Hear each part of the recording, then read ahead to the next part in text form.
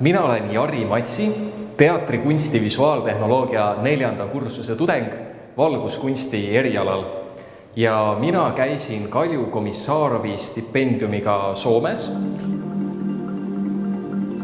Ja kõige põnevam asi sellise väliskogemuse juures on see, et kuidas sa tuled toime täiesti uues keskkonnas, täiesti võõras keskkonnas, inimesed on võõrad, keel on võõras, et kuidas sa saad sellises olukorras hakkama ja mida on sul võimalik sellest olukorrast siis saada ja õppida. Mul vedas, sest ma sain kevadel võtta osa sellisest väga ägedast kursusest nimega Digital Visual Design, kus me kasutasime VR, virtuaalreaalsuse trackereid performance keskkonnas.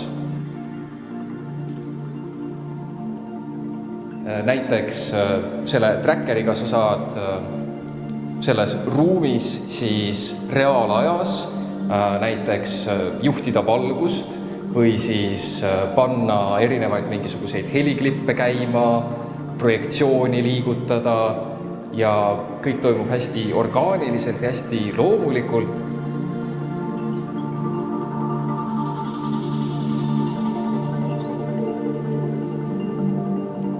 See kõik oli minu jaoks hästi võõras, hästi uus, aga samal ajal metsikult põnev ja metsikult hariv.